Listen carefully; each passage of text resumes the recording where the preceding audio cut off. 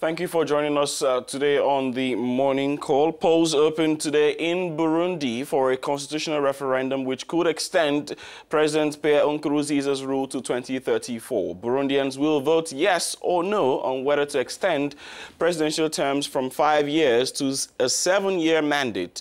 There is currently a 2-term limit in place for presidents in Burundi, so the changes could also allow Mr. Nkurunziza to contest the 2020 elections and potentially enjoy another 2 terms. This is because under a new constitution, he would have to start from the scratch. But beyond the fears of an extension of power for President Pierre Nkurunziza are also fears of a rollback of some key aspects of the Arusha Agreement, which paved the way for ending Burundi's long and bloody civil war of 2005. That is right, Jerry, and the parties and political formations also expressed their opinion on the referendum and to some extent gave voting instructions to their supporters. The Sinered, the main opposition platform in exile, have however called for a boycott. As for the internal opposition parties and the coalition of independent Amizero ya Barundi, that is Hope of the Burundians, led by leader of the former Hutu rebels of the FNL, Agathon Rwasa, they are also opposed to this reform, but they are calling for vote against the reforms rather than a boycott for fear of possible reprisals. Tensions have been high in the country in recent months, with reports of a wave of government detentions and killings of opponents. At least 26 people were killed and 7 injured in an attack in the northwestern province of Cibitoke. Difficult, however, to know whether the massacre was politically motivated. Dans le nord-ouest du pays, bien qu'il soit difficile de savoir si le massacre était politiquement motivé. Joining us now from the United Arab Emirates is Angelo Nzama. Angelo joins us on the program to give some perspective into the Burundi referendum. Welcome, Angelo. Angelo, if President Nkurunziza wins this referendum, something that seems very likely, what would that mean for Burundi as a country? Do you foresee any uprising as it happened in 2015? If the referendum is held, will it reflect the will of the people in Burundi, or is this just another manipulation by the ruling party? Because if it is the latter, then you're right, it just postpones the problems that Burundi has. And I think that they will probably be driven underground and will emerge as some other kind of social or political crisis in the near future.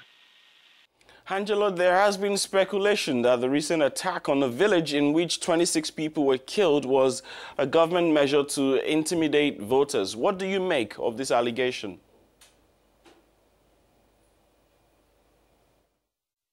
Well, first of all, I think that anyone who makes that analysis might be, to a certain extent, right in the sense that the violence we have seen in the past several years in Burundi has largely been state-inspired violence. And so in circumstances where, there is impunity by the state security officials, the ruling parties, a youth movement, and the stakes are high for Nkurunziza and his group, violence that eventually has the effect of intimidating civilians and creating a climate of fear. I think you can, conclude would favor the ruling establishment. And the complication here also is that you've got no external impartial body to go in and investigate any claims. Well, there could be, but really, Angelo, the referendum does appear to be one aimed at proving that President Nkurunziza has popular support. And this once again brings us to the debate on life presidency that some African leaders seem to desire. Shouldn't the focus be on how effective one can be as a president or leader rather than how long one stays? The question of life presidencies in Africa, that they raise is really what kind of gap are they filling in? Why do these life presidencies persist, whether it's in Burundi, Uganda, or elsewhere? I personally think it's the failure well, let's go back.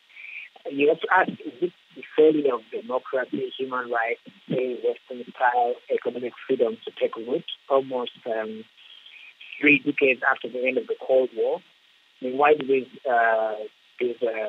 life presidencies persist?